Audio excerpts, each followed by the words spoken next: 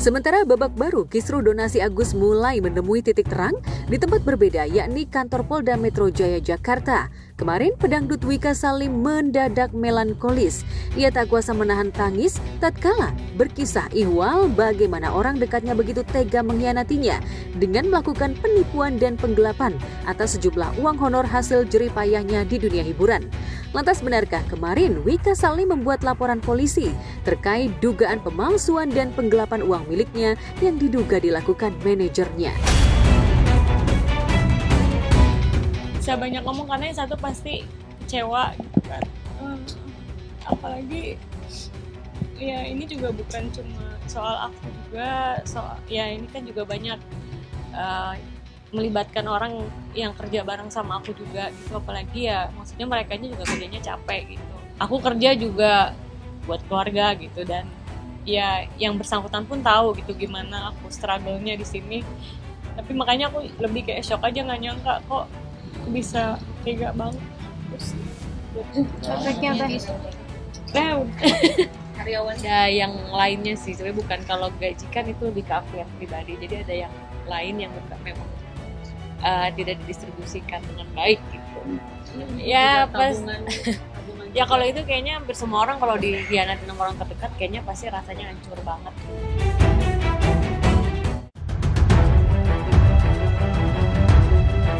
Sandi Arifin selaku tim juru bela Wika memang mengaku belum resmi melaporkan manajer Wika.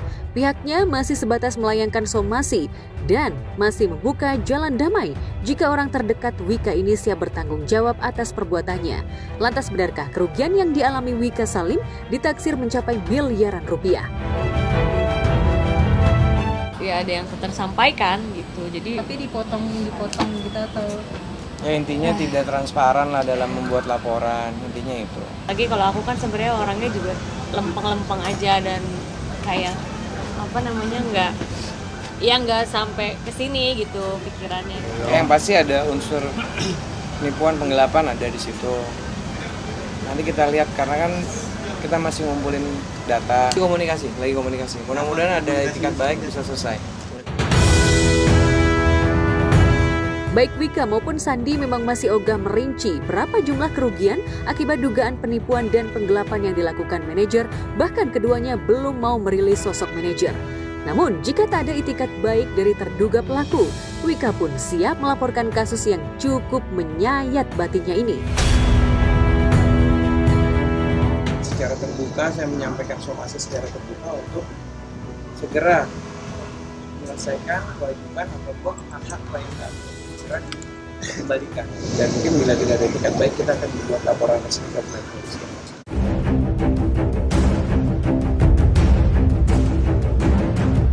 Ya, sebelum laporan ini mencuat melalui Instagram pribadinya, Wika Salim sempat mengumumkan ke publik bahwa manajer yang menanganinya telah berganti.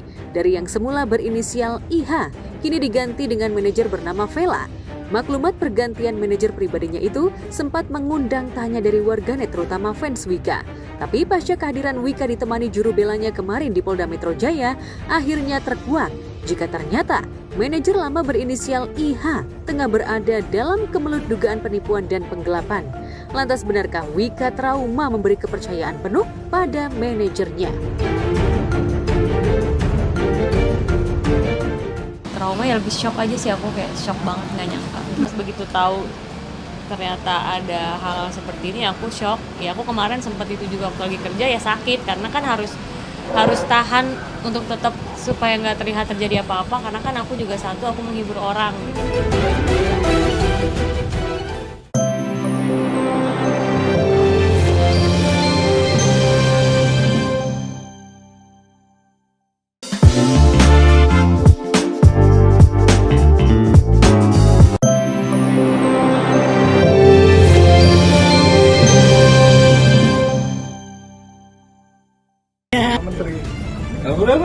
Foto dulu.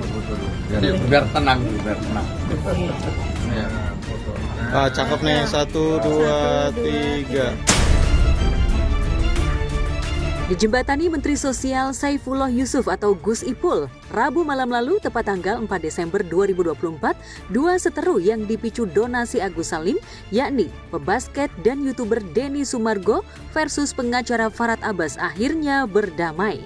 Disaksikan pengusaha Yusuf Hamka dan sejumlah pejabat Kementerian Sosial, Farhad dan Denny Sumargo sepakat akan sama-sama mencabut laporan polisi, termasuk laporan kubu Agus terhadap YouTuber Pratiwi Novianti. Di momen itu, Farhad juga meminta maaf pada Densu dan keluarga karena telah banyak melontarkan ungkapan-ungkapan bernada serangan. 1, 2, 3, oke. Wah, malam ini tenang banget. Langit terang dan bintang terang. Bintang kemanusiaan. Denny pahlawan Indonesia. Farhad juga pahlawan Indonesia dong. Alhamdulillah malam ini akhirnya kita bisa bertemu Mas Farhad dan Mas Densu. Ada Pak Wamen, Pak Agus, dan juga ada Pak Yusuf Hamka dan juga Pak Andi. Alhamdulillah kita bisa bicara enak. Dengan keringanan hati saya, ya kami saling memaafkan lah gitu. Dan saya menyatakan minta maaf dengan kerendahan hati saya, terutama buat keluarga atau istrinya dan saudara-saudaranya. Begitu juga Bang Denny juga menyampaikan rasa persahabatan, karena dari awalnya kami nggak ada masalah. Nah ini mungkin karena dunia medsos sekarang ini sehingga jadi seperti itulah. Saya juga pribadi sudah menyampaikan ke Mas Farhad tadi mengenai apa yang menjadi keresahan saya, dan beliau juga sangat berbesar hati. Terima kasih banyak Mas Farhad, karena yang kita butuhkan itu sekarang, kebesaran hati kita untuk saling memaafkan. Dan saya pribadi juga minta maaf apabila ada sikap saya menyinggung, terutama saat saya nyamperin ke rumah. Ya, tadi ada miskom juga karena beliau berpikir bahwa setelah saya ke rumahnya masalah sudah beres. Ternyata ada video yang beliau nonton itu, dia pikirnya setelah itu, tapi ternyata itu video yang sebelumnya dan kita sudah sama-sama luruskan. Dan semua laporan pasti akan kita cabut loh, yang terkait dengan Mas Denny. Tunggu loh, ini terkait saya, Novi bagaimana? Ayo dong. Ini Mas Denny sayang Novi. Saya sayang kamu juga. Semua saya. Yang terkait Agus yuk kita cabut. Oke. Oke. Berarti artinya semuanya Semua dicabut. Perdamaian antara Farhad dan Densu memang cukup mengejutkan setelah keduanya beberapa kali terlibat adu mulut hingga saling lapor. Bahkan pasca kesepakatan damai di kantor Kemensos itu mencuat, netizen meragukan ketulusan damai antara kedua belah pihak. Bahkan sebagian warganet yang menduga jika dari raut wajahnya Densu tampak terpaksa berdamai dengan Farhad karena menghargai wasilah atas istrinya, pengusaha Yusuf Hamka. Damai berarti ya. Pokoknya kita nggak mau cubit-cubitan, maunya cabut-cabutan.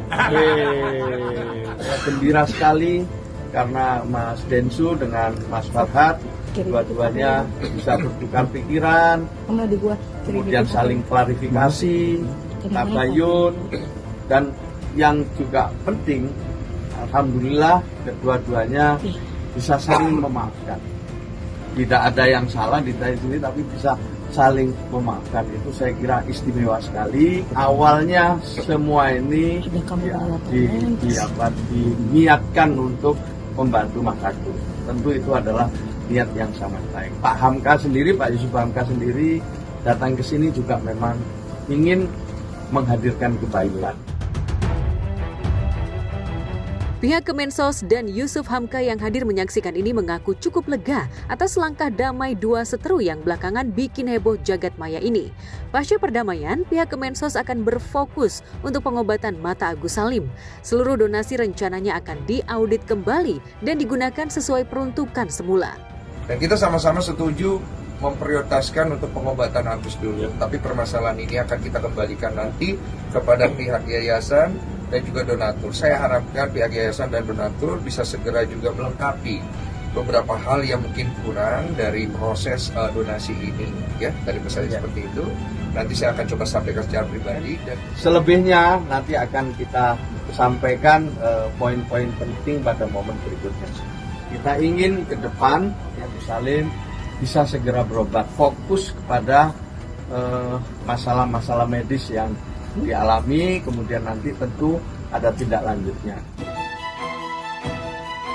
Di tempat berbeda, mendengar Denny Sumargo dan seterunya Farhad Abbas sudah berdamai, pihak Novi mengaku lega. Ditemani Yusuf Hamka, Novi mengaku langkah perdamaian ini sudah sejak lama ditunggu pihaknya. Namun, karena perselisihan tak kunjung reda antara dirinya dan kubu Agus, hingga aksi saling lapor polisi terjadi, langkah perdamaian selalu buyar. Alhamdulillah itu kan yang selama ini kita inginkan kan, perdamaian. Apa juga kita terlalu maju kan? Cari masalah nggak akan ada titik temunya.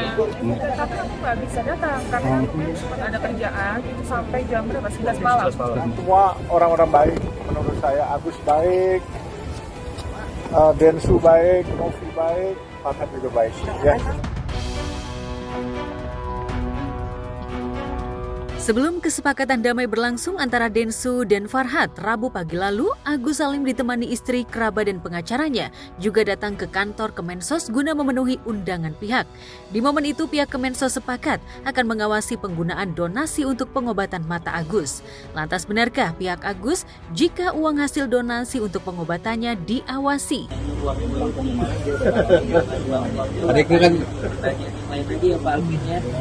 Balik bakal pengobatan dan apapun yang Novi sarankan. Jadi kalau Novi bilang, oh ya ini ada sisanya nih, boleh untuk kebutuhan sehari-hari, ya sudah.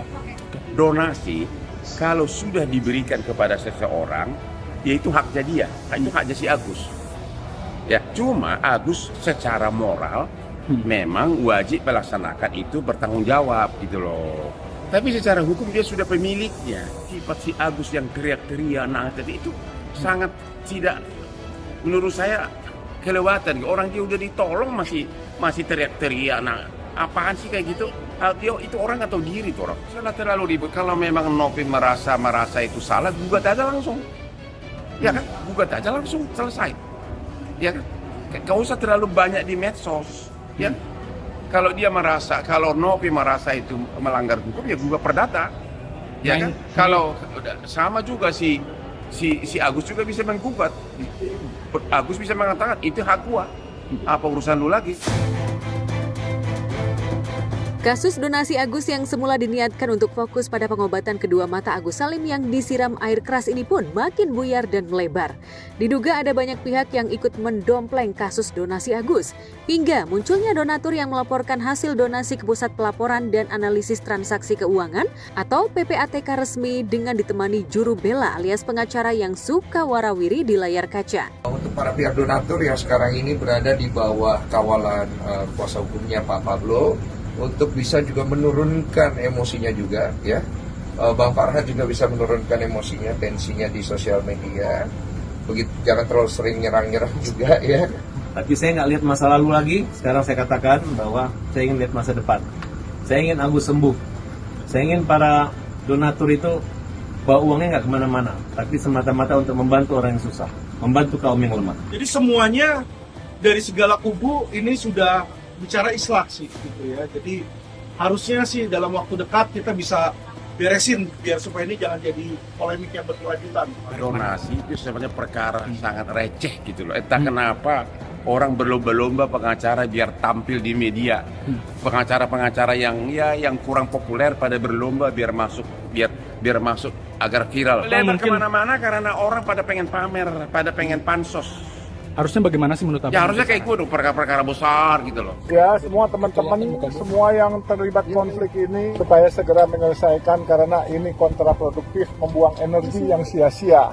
Nanti akhirnya saya kok melihat akan panjang yang nggak keru-keruan.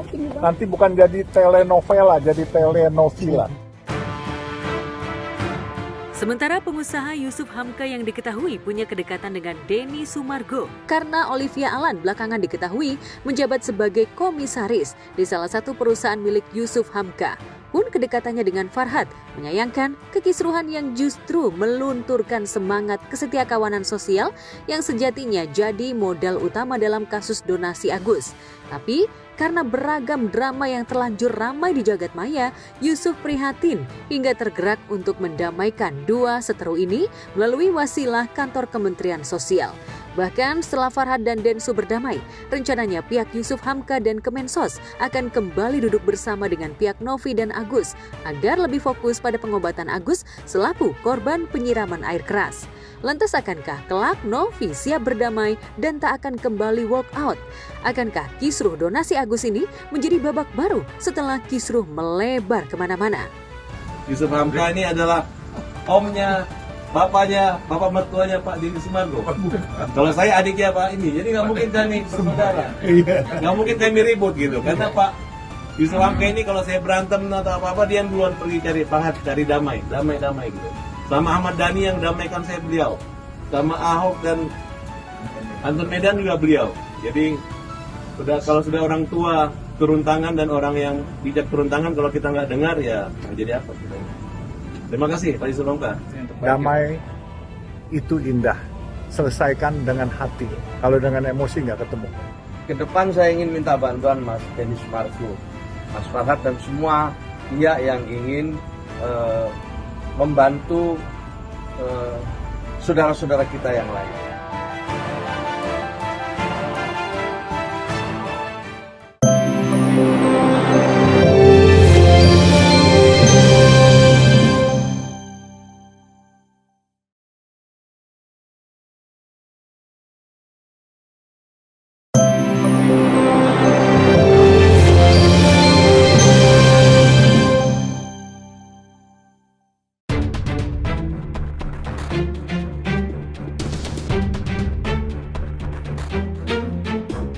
Gurat kekecewaan terpendar di wajah Tengku Dewi usai menjalani sidang lanjutan gugatan cerainya terhadap Andrew Andika. Luapan kekecewaan itu lantaran tim kuasa hukum Andrew yang seharusnya hadir dalam sidang justru di menit-menit akhir menyatakan berhalangan. Dan yang semakin membuat Dewi marah adalah Andika justru memilih pelesiran seolah tak peduli dengan jalannya sidang.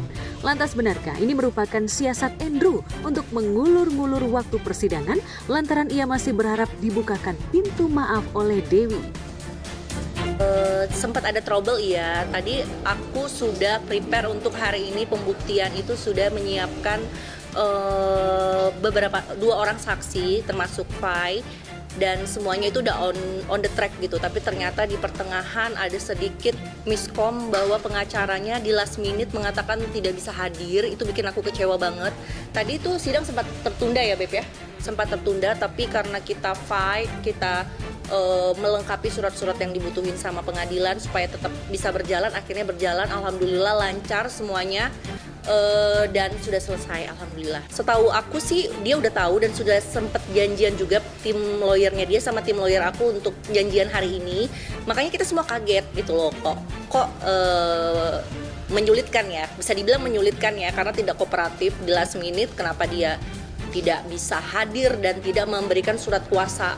Kalau Andrew-nya aku nggak tahu, tapi kabar yang beredar saat ini kayaknya kasih tahu nggak, Beb? Kasih tahu aja lah. Dia lagi liburan ya di Turki dan Dubai bersama wanita yang saya tahu wanita ini pun seharusnya tahu ya, belum ketok palu, tapi mereka liburan bareng. Aku nggak peduli juga karena aku mau cerai.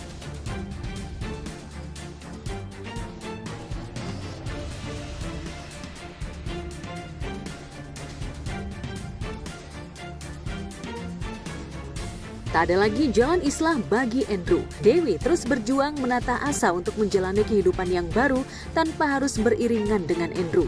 Untuk bisa lepas dari Andrew, Dewi memboyong sahabat karibnya Fairuz Arafik sebagai saksi di persidangan cerainya. Kesaksian Fairuz menjadi amunisi kunci bagi Dewi agar semua gugatan cerainya terhadap Andrew bisa dengan segera dikabul majelis hakim. Lantas benarkah Fairuz mengetahui betul kondisi pelik bahtera rumah tangga Andrew dan Dewi hingga akhirnya memilih untuk berpisah? Dewi minta aku sih gitu karena dia butuh saksi untuk yang tahu tentang kehidupannya dia, rumah tangganya gimana, dan kebetulan kan memang aku tahu gitu, kenal Dewi dari sebelum dia menikah sama Andrew gitu. Pertengkarannya udah berapa lama, terus juga pisah rumahnya udah berapa lama, permasalahannya apa, sudah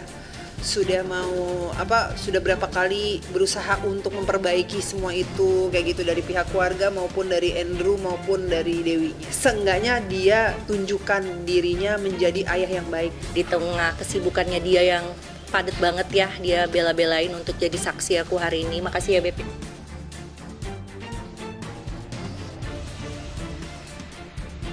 Berpisah memang menjadi jalan satu-satunya Dewi untuk bisa menata hidup baru tanpa ada Andrew. Apalagi kekecewaan Dewi memang sudah membuncah hingga tak bisa lagi ia menampungnya. Kesempatan untuk memperbaiki rumah tangga sejatinya telah diberikan Dewi kepada Andrew. Namun sayangnya kesempatan itu tak dimanfaatkan dengan baik oleh Andrew. Bahkan yang terakhir, kepedulian Dewi kepada Andrew bukan kaleng-kaleng ketika ia menjemput suaminya itu usai menjalani rehabilitasi lantaran kedapatan mengonsumsi barang haram narkoba. Meski dalam situasi cerai, namun Dewi sedikit mengendurkan egonya untuk bisa menjemput Andrew.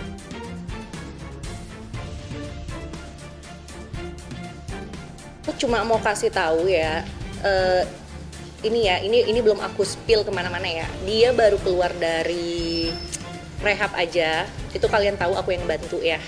Aku nggak tahu siapa lagi yang ngebantu. Dan dia sampai detik ini masih nolongin Andrew gitu loh. Dengan Andrew butuh apa tuh visa apa namanya? Yang kemarin tuh? Iya, jadi sampai dia masih nolong. Iya, jadi dia minta aku sponsorin untuk visanya. Aku bilang kita kan udah mau cerai, aku jadi nggak mau nolongin, tapi dia tuh bikin aku tuh selalu terdesak gitu. Dia bikin aku tuh nggak punya pilihan gitu. Dengan alasan aku kan baru keluar nih, kalau aku mau minta sponsor mama tuh KTP-nya di Bandung, aku nanti dideportasi bla bla bla. Dia tuh selalu memanfaatkan aku tuh orangnya nggak tegaan gitu ya, memanfaatkan itu. Dan ya gimana aku nggak sakit hati, bukan aku cemburu atau kayak gimana. Ujuk-ujuk aku tahu dia pergi liburan ke luar negeri dengan perempuan yang belum resmi ketok palu, dia tidak tanggung jawab sama anak-anaknya, dan dia juga men-spill aku di podcast-podcast bahwa aku yang salah. Di sini aku berhak juga dong membela diri, itu aja sih.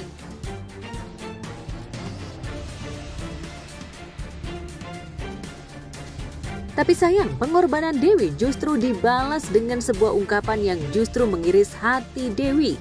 Ketika Andrew warawiri menjadi tamu undangan di beberapa siniar. Dan yang membuat sesak di dada adalah ketika ayah 2 orang anak itu memberi alasan ihwal dirinya bermain api dengan wanita idaman lain di belakang Dewi. Mungkin yang lebih menghargai, yang lebih perhatian, yang lebih ngurusin. Iya, aku sih nggak mau ngomong banyak-banyak ya. Aku yakin di sini orang-orang bisa menilai lah seperti apa. Aku tidak mau membuka aib dari orang yang pernah berhubungan sama aku. Yang penting sekarang aku cuma minta doanya aja, semoga proses perceraian aku ini berjalan dengan lancar. Jadi kita bisa melanjutkan hidup lagi sendiri-sendiri. Mungkin juga kali kalau misalnya kasih kebebasan ke pasangannya, mungkin ya dia bakalan bahagia mungkin. Jangan menyalahkan orang lain, dan dia udah dewasa ya, jadi nggak perlu ada orang lain di sekitar dia yang mengontrol hidup dia. Itu pilihan hidup dia. Balik lagi, aku nggak ke distract lagi dengan hal-hal yang begini. Cuma aku di sini mau meluruskan apa yang dia katakan yang menyalahkan aku selama pernikahan ya, itu tidak benar. Jadi aku pengennya ya dia ngomong berdasarkan fakta aja. Tak sampai di situ, luapan kekecewaan juga dilontarkan Andrew kepada istrinya lantaran masalah perselingkuhannya dibongkar di jejaring maya. Alhasil, Andrew pun kesulitan mendapat pekerjaan. Lantas benarkah selain diduga mengulur-ngulur waktu sidang cerai, benarkah ketidakhadiran Andrew lantaran kecewa reputasinya di industri hiburan tanah air dirusak Dewi? Lantas apa tanggapan Dewi ihwal pengakuan Andrew? Kenapa harus ngeblow up itu semua sampai akhirnya kerjaan aku yang jadi susah juga gitu loh. Oh ya yang harus sekali. Pekerjaan kamu berkurang? Oh iya. Gara-gara skandal itu? Oh iya pasti ya. Tadinya kerjaan gimana? Tadinya kerjaan lancar. Terus dia kan kesulitan untuk mencari pekerjaan. Di situ aku punya manajer yang aku minta tolong supaya membantu dia mencari pekerjaan. Nah, dia tuh sebenarnya udah dapat sinetron, tapi dia batalin cuma karena dia pengen liburan gitu loh. Jadi jangan menyalahkan orang lain. I think ini konsekuensi yang aku harus jalanin sih sekarang. Jadi jangan menyalahkan orang lain ya. Even aku udah dizolimin, aku suka bantuin dia loh sampai sekarang. Selama ini tuh aku 12 tahun tuh ternyata hidup sama orang yang memang berubah, atau sebenarnya dia seperti ini tapi memang dia menutup topeng selama ini. Itu aja sih yang aku pertanyaan, tapi aku udah ikhlasin semuanya kan.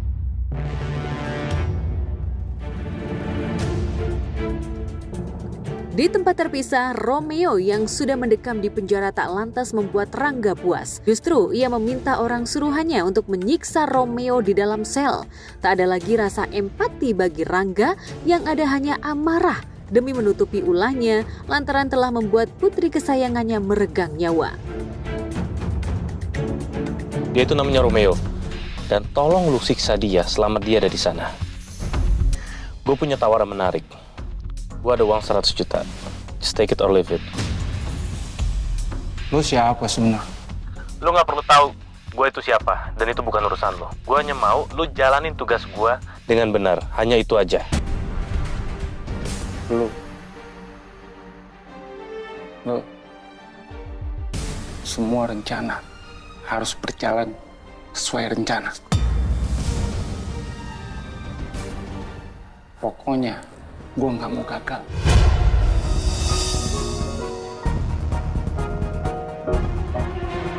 Paham? Bang. Memang Rangga pada saat ini tidak terima dengan hal itu gitu kan. Jadi akhirnya dia melampiaskan amarahnya, walaupun ini kesalahannya dia, tapi dia melampiaskan amarahnya dia atau kelakuannya dia itu ke si Romeo gitu sih. Lain halnya dengan Ajeng yang begitu bahagia akhirnya bisa menyingkirkan Romeo dari Cakradinata setelah beberapa kali selalu gagal. Dengan mendekamnya Romeo di penjara membuat Ajeng lebih leluasa menguasai perusahaan Cakradinata. Oma kangen sama Kayla.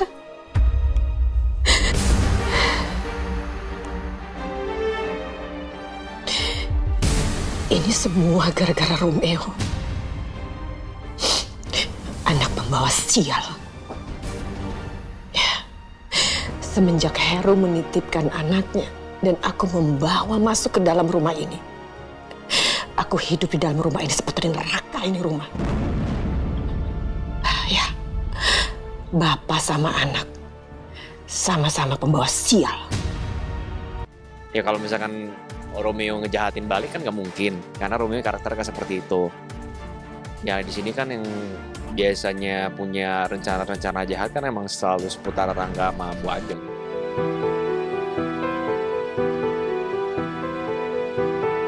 Romeo benar-benar nelangsa berada di dalam penjara, pun dengan Yasmin yang terus berkubang dalam kesedihan lantaran orang terkasihnya harus mendekam di Hotel Prodeo yang bukan disebabkan olehnya. Bener gak tega sebenarnya Mbak. Romeo harus jadi kayak gini. Aku nggak bisa ngeliat orang yang aku sayang ada di sana, Mbak. Aku aja nggak bisa tidur dengan tenang karena aku ngerasa aku tidur di kasur yang nyaman, yang enak. Tapi dia tidur di penjara. Apalagi aku juga nggak tahu orang-orang sekitar dia apakah baik sama Romeo. Aku takut Romeo dijahatin sama mereka. Romeo orang yang sangat baik, Mbak. Dan aku nggak mau Romeo kenapa-napa. Mungkin kemarin baru berbahagia karena akhirnya dilamar sama Romeo, menikah gitu kan. Jadi itu yang jadinya bikin Yasmin tuh kayak akan merasa sangat kehilangan banget kalau misalkan Romeo sampai ditangkap polisi dan dipenjara.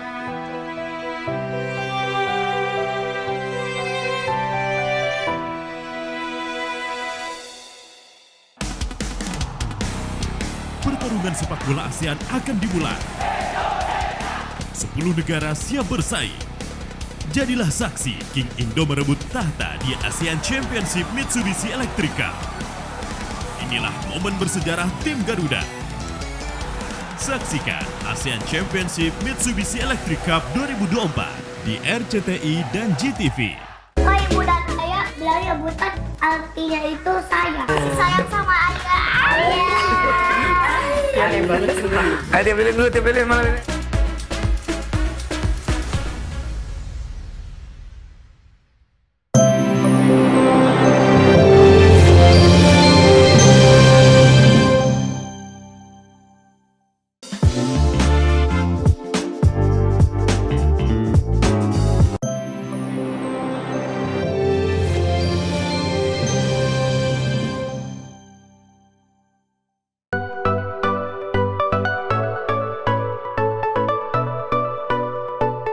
Tidak ada anak yang tak ingin mendapatkan kasih sayang terbaik dari kedua orang tua.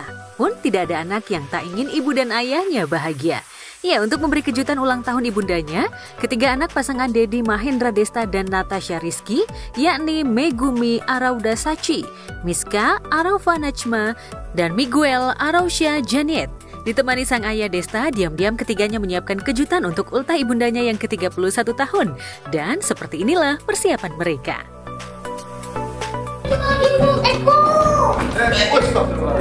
Ini anak jatuh. Gak ada yang ketawain. Ini kuenya nih tuh. Ibu pakai kacamata hitam.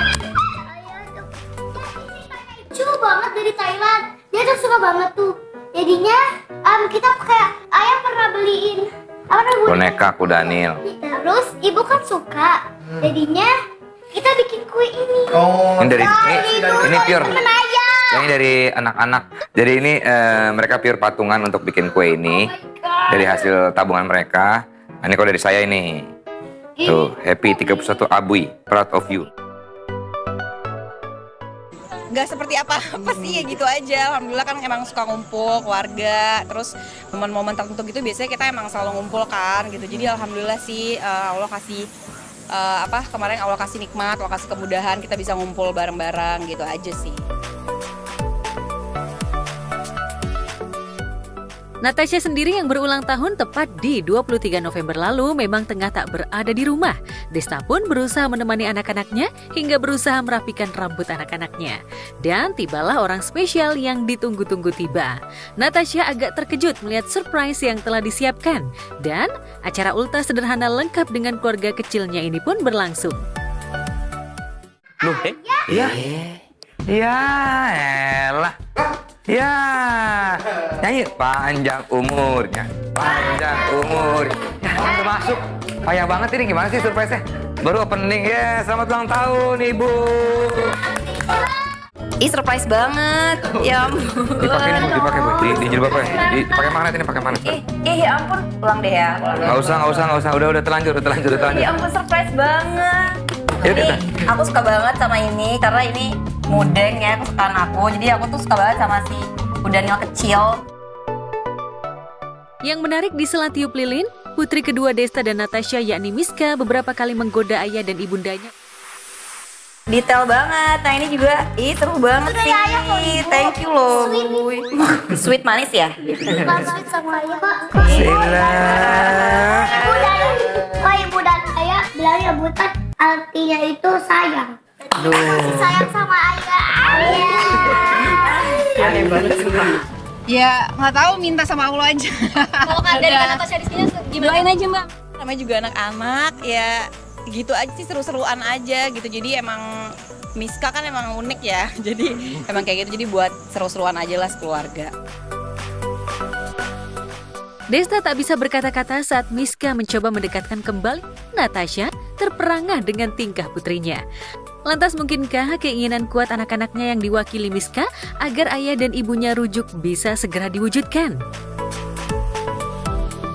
Caca, Doanya yang paling sweet sekali semoga ya. Pokoknya doanya harus kayak gini. Semoga juga. Iya udah diam dulu. Taruh dulu.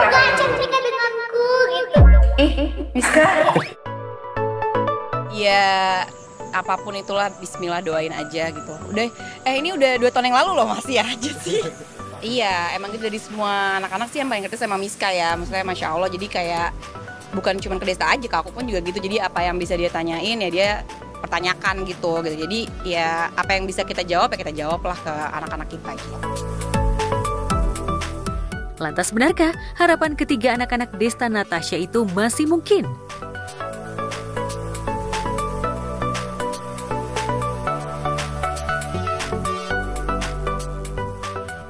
Saat tingkah lucu dan menggemaskan, putri kedua Desta dan Natasha mewarnai hari bahagia ultah Natasha di tempat berbeda.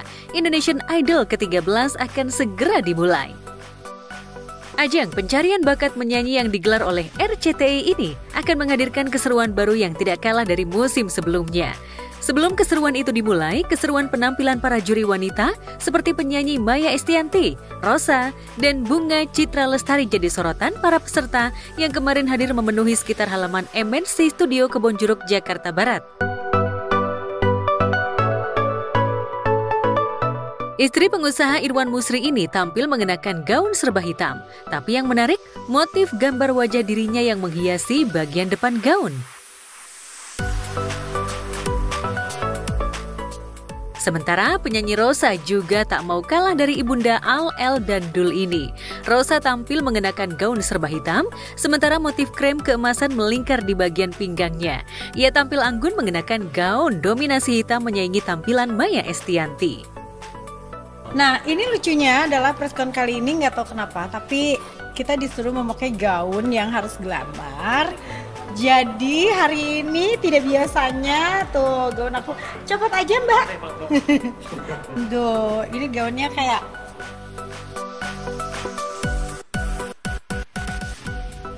karena biasanya aku memakai baju gini hanya untuk nyanyi. Sementara Bunga Citra Lestari tampil lebih girly. Layaknya remaja masih muda mengenakan rok pendek serba silver berkilau dengan atasan hitam dan tampilan rambut pirangnya yang menyembulkan semangat energiknya.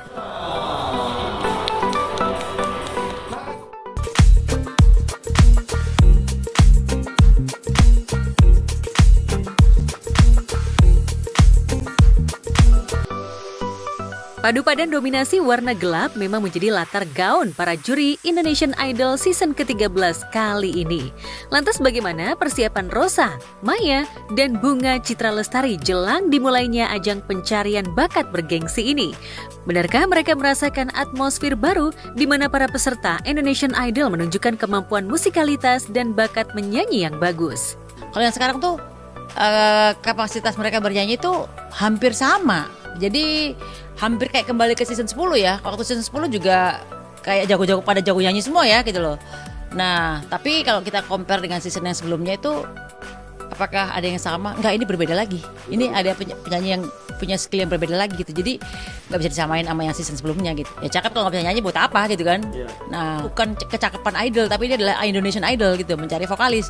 Kalau menurut aku sih season 13 ini cukup berbeda ya, karakter vokal orang-orangnya, kontestannya tuh cukup berbeda terus dari yang season sebelumnya. Senang banget ya karena jujurnya adalah aku ngerasa kayak memang di idol ini kita diberikan kesempatan untuk menjadi saksi di awal karir para musisi-musisi hebat ini.